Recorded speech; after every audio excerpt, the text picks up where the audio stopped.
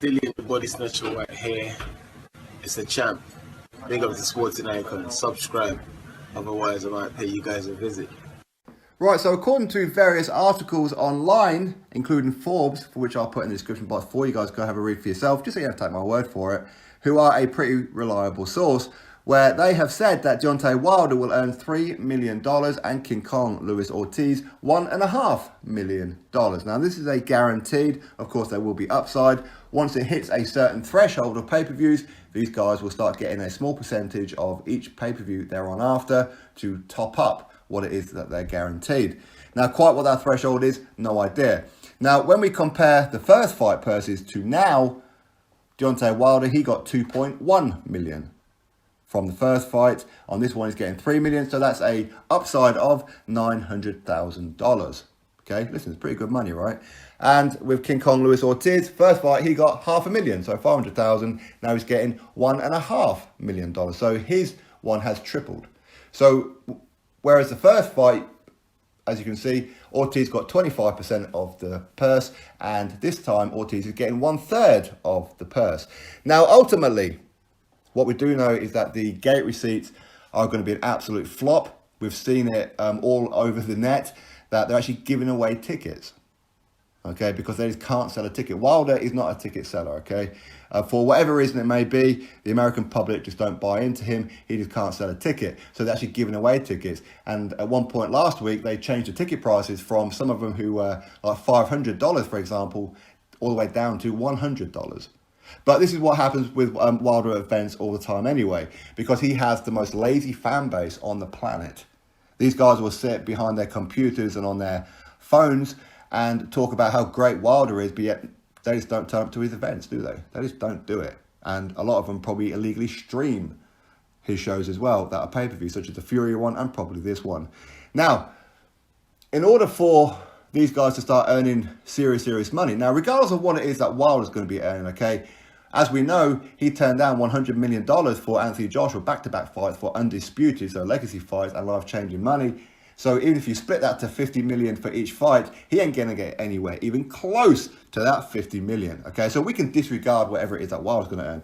But King Kong Luis Ortiz, him and his team, along with the PBC, dropped the ball when Eddie Hearn and Anthony Joshua offered him $7 million to fight him on June the 1st, just gone, instead of Andy Ruiz Jr., and they turned it down. So quite how they sold this fight to Ortiz, I have no idea. Outside of the fact, of course, he would have wanted Wilder anyway to try and get revenge. But when you look at it from a financial point of view, bearing in mind he's 40 years old, officially 40 years old, who knows, maybe a bit older. And of course, he's got a poorly daughter and what have you. But the thing is, while $1.5 million, listen, it's good money. Let's not say it's not. But the fact is, how many pay-per-view buys are these guys going to have to do in order for King Kong Luis Ortiz to get an extra $5.5 million to make it even of $7 million that he passed up on? So going from 1.5 to 7 million, that's 5.5 million. Bear in mind that Wilder and Ortiz will get a small split of every pay-per-view after it hits a certain threshold, as will all the fighters on the undercard. So what percentage will it be? Who knows? It can range anywhere from 2% up to round about between 5, 6, or maybe even 7%, depending on the profile of the fighter. That's pretty much what it is that Joshua gets. So if Ortiz were going to get even 5% of every pay-per-view after it hits a certain threshold, pay-per-view sales are going to have to go through the roof for him to claw back $5.5 million. In other words, this event's going to have to do well over 1 million pay-per-view buys. That ain't happening. And fully expect after the fight as well that either they're going to fudge the figures or they're not even going to publish them. So do not be surprised. Do not be surprised whatsoever. But for me, quite clearly, it's just one hell of a calamity job. This is why Showtime passed it up. Because what Ortiz and Wilder wanted, they just weren't going to pay. They lost a hell of a lot of money on the Wilder-Brazil fight because Wilder just doesn't sell. And to put Wilder on pay-per-view, again, he don't sell. For him versus Tyson Fury at 320,000 pay-per-view buys for the so-called big fight that most people knew it wasn't, but they were saying it as the big fight, how's this one going to do more than 320,000? Luckily, there is a slight advantage for Wilder on this one in the fact that it's on Fox Sports. And these guys have been selling the hell out of this event. They really have. So again, how much money have Fox Sports and the PBC put into advertising this particular event? But most people recognise that this isn't a fight that we've been asking for.